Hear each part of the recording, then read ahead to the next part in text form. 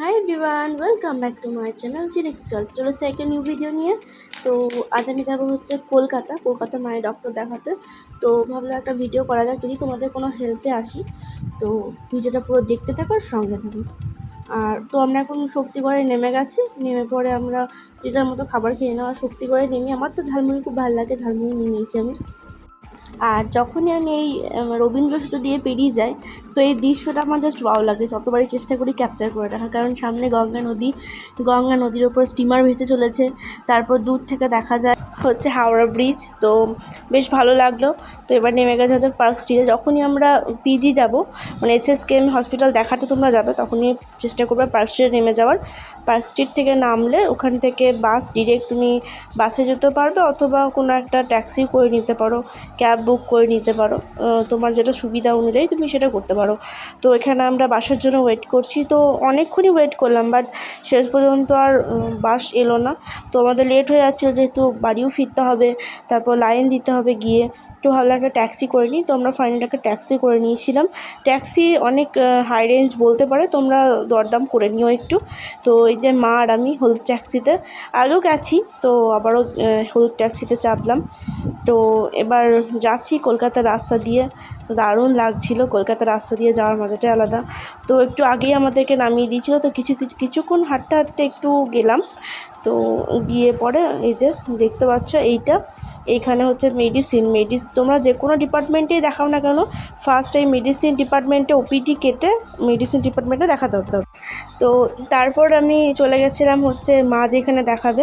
তো মা দেখাচ্ছে ব্যথার ডিপার্টমেন্ট যেটা।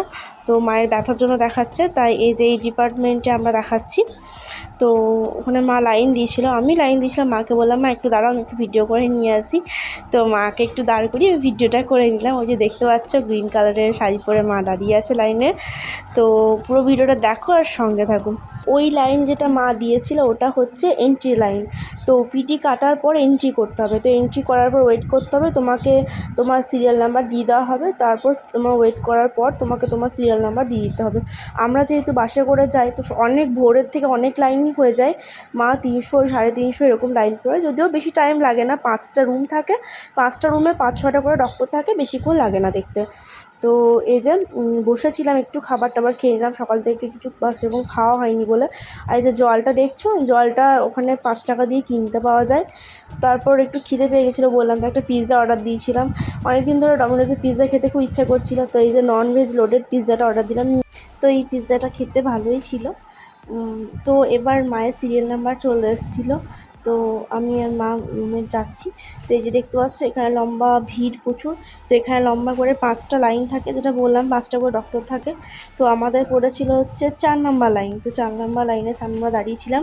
ওখানে দাঁড়ানোর পরেও তোমার নাম অ্যানাউন্স করা হবে, তারপর তোমরা ভিতরে যেতে পারবে। তো পুরো ভিডিও দেখতে থাকো আর সঙ্গে থাকো। তো এইদিকে আমাদের ডক্টর দেখানো হয়ে গেছে। এবার হচ্ছে ধর্মতলায় আমরা নেমে গেছি। ওখান থেকে পিজিতে বাস ধরে আমরা চলে এসেছিলাম ধর্মতলায়। তো ওখানে নেমে খাওয়া দাওয়া করে বাসে উঠে গেছি। তো একটা আইসক্রিম নিয়েছিলাম সঙ্গে। আর এই যে বিকাল টাইমটাতে বাসে যাতায়াত করতে, বিকাল টাইমটাতে বিশেষ করে খুব বেশি ভালো লাগে, ঠান্ডা ঠান্ডা হাওয়া ওঠে। তো আমি এখন জয়দেবপুরে নেমে গেছিলাম। তো ভিডিওটা এই পর্যন্ত। যদি কিছু হেল্প হয়ে থাকে তাহলে অবশ্যই একটা লাইক করে দিও, কমেন্ট আর শেয়ার সাবস্ক্রাইব করে দিও। টাটা।